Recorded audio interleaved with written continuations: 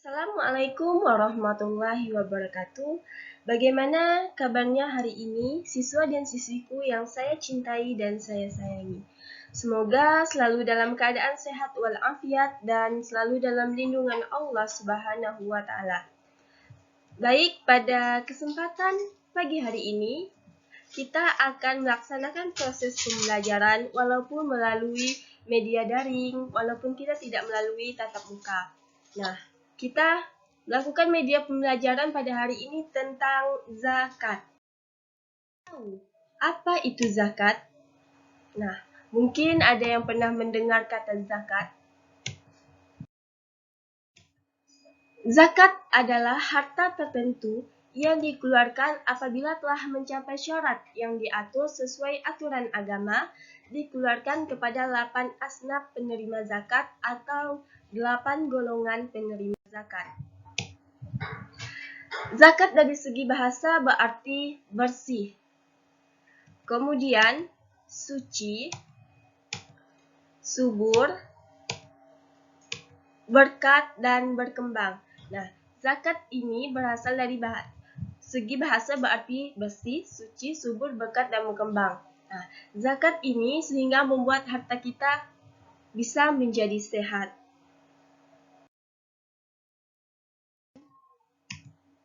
Zakat dibagi menjadi dua, yaitu zakat fitrah dan zakat mal. Ada yang tahu apa itu zakat fitrah? Mungkin pernah mendengar kata zakat fitrah atau pernah melaksanakan zakat fitrah.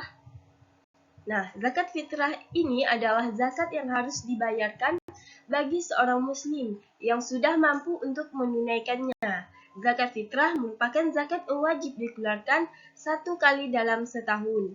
Waktu membayar zakat fitrah dilakukan pada bulan Ramadan. Biasanya dibayarkan menjelang Hari Raya Idul Fitri. Yang membedakan zakat fitrah dengan zakat lainnya adalah zakat fitrah diharuskan untuk ditunaikan sebelum sholat Idul Fitri dilaksanakan. Nah, zakat fitrah ini khususnya pada bulan Ramadan, 1 kali dalam setahun.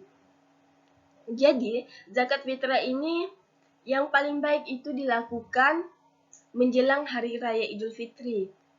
Misalnya pada saat subuh menjelang Hari Raya, menjelang sholat Idul Fitri, itu adalah waktu yang paling baik. Adapun waktu yang lain adalah pada awal Ramadan, pertengahan Ramadan, dan akhir Ramadan. Tetapi jika zakat fitrah ini dilakukan setelah sholat Idul Fitri, bukan termasuk dari zakat fitrah lagi, tetapi sudah termasuk ke sedekah. Kemudian, besar zakat fitrah yang harus dikeluarkan adalah zakat yang harus dikeluarkan untuk zakat fitrah adalah sebesar 1 sah atau 2,5 kg beras, kurma, sagu, dan gandum. Besarnya zakat juga bisa disesuaikan dengan konsumsi per orang dalam sehari. Mayoritas orang Indonesia, makanan pokok kita adalah beras. Jadi secara otomatis zakat yang harus kita keluarkan adalah berupa beras. Zakat yang bisa disesuaikan dengan konsumsi per orang dalam sehari. Kemudian bukan hanya beras saja, beberapa para ulama berpendapat zakat fitrah juga bisa dibayar dengan bentuk uang yang setara dengan 1 sah gandum, kurma, atau beras. Nominal uang tersebut disesuaikan dengan harga bahan sembako yang dikonsumsi atau berlaku di daerah tersebut. Berarti misalnya kita mengeluarkan uang seharga dengan makanan pokok kita seperti beras, seharga dengan harga beras yang kita konsumsikan sehari-hari. Kemudian zakat mal. Nah, ada yang tahu apa itu zakat mal? Tadi kita sudah mempelajari tentang zakat fitrah, sekarang zakat mal. Ada yang tahu apa itu zakat mal?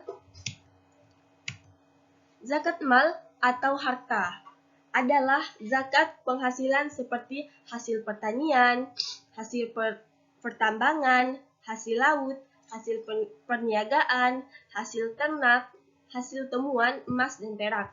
Masing-masing jenis penghasilan memiliki perhitungannya sendiri-sendiri. Nah,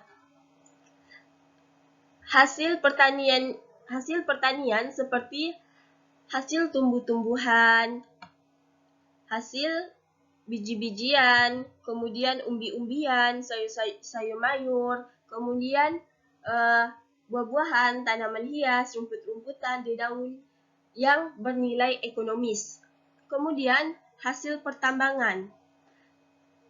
Hasil pertambangan adalah benda-benda yang terdapat di dalam perut bumi, seperti emas, perak, timah, tembaga, marmer, giok, minyak bumi, batu bata, dan lain-lain.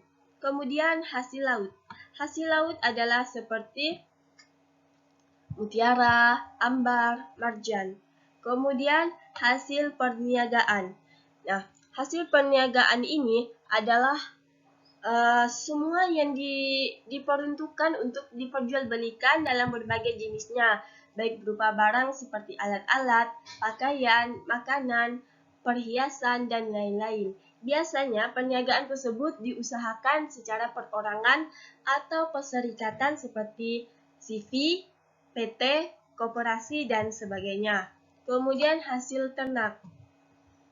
Nah, hasil ternak ini bisa meliputi hewan yang besar, misalnya onta, sapi, kerbau. Sedangkan hewan kecil, kambing, domba, dan unggas, ayam, itik, dan burung. Harta temuan. Harta temuan adalah harta yang terpendam dari zaman dahulu atau biasa disebut dengan harta karun.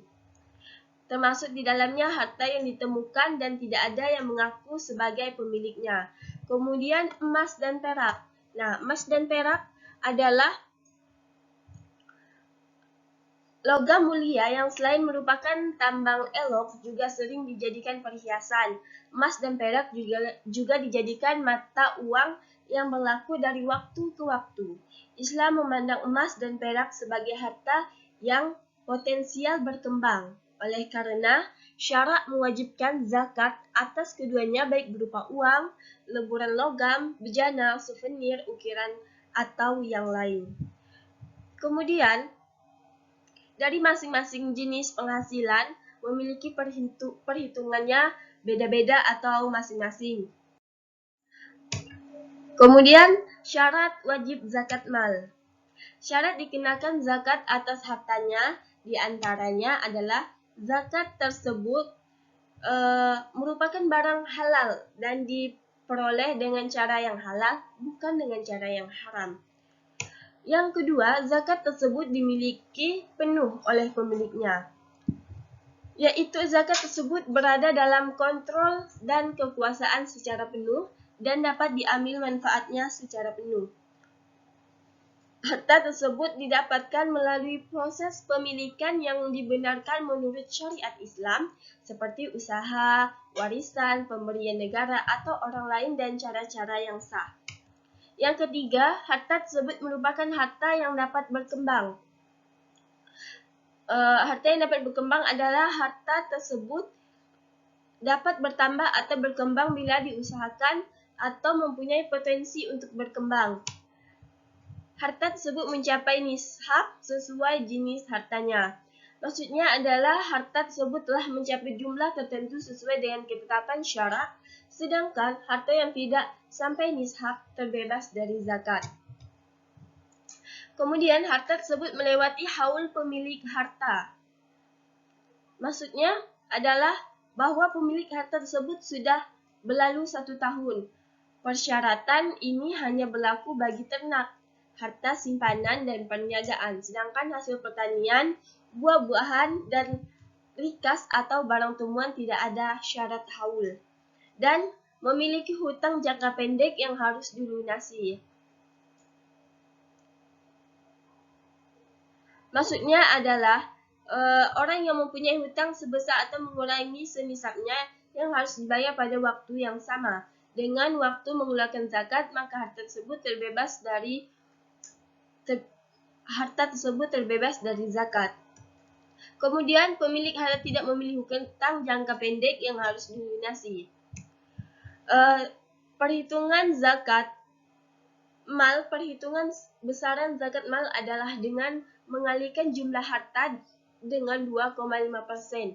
Jika harta telah memenuhi syarat nisab atau beberapa zakat mal yang harus. Kemudian, tahukah kalian siapa yang wajib menerima zakat? Ada yang tahu? Ada berapa yang wajib menerima zakat yang telah kita bahas tadi di zakat? Ada 8 golongan yang wajib menerima zakat. Nah, siapa-siapa itu? Berdasarkan Al-Quran Surah At-Taubah ayat 60, pihak-pihak yang berhak atas harta zakat berjumlah 8 golongan. Mereka adalah fakir, miskin, fisabilillah, mualaf, garim, ibnu sabil, amil zakat, rikas. Nah, fakir orang yang tidak mempunyai harta atau hasil usaha pekerjaan untuk memenuhi kebutuhan pokoknya dan tanggungannya. Kalau miskin ini orang yang mempunyai harta dan hasil usaha tetapi masih tidak mencukupi untuk memenuhi kebutuhannya. Fisabilillah, orang yang berjuang di jalan Allah seperti berperang, berdakwah, dan menerapkan hukum Islam. Mualaf, kelompok orang yang dianggap masih lemah imannya karena baru masuk Islam. Kalau garim ini orang-orang yang memiliki hutang, menanggung hutang dan tidak sanggup untuk membayar hutang. Ibnu Sabil, orang yang terputus bekalnya dalam perjalanan atau musafir, dan para pelajar perantauan. Kemudian amil zakat adalah panitia penerima dan pengelola dana zakat. Nah, amil zakat ini nanti akan membagi lagi kepada fakir, miskin, dan sebagainya. Kemudian rikab adalah hamba sahaya atau budak. Baik, mungkin dari penjelasan di atas tadi, mungkin ada yang belum dimengerti atau kurang paham, silakan untuk ditanyakan.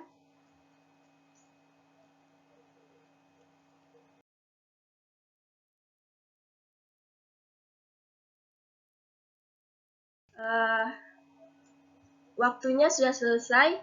Sekian pertemuan kita pada pagi hari ini. Sebelum menutup kelas kita pada pagi hari ini, marilah kita bersama-sama mengucapkan hamdalah. Alhamdulillahirabbil alamin. Sekian dari Ibu, mungkin kurang lebih ada mohon maaf.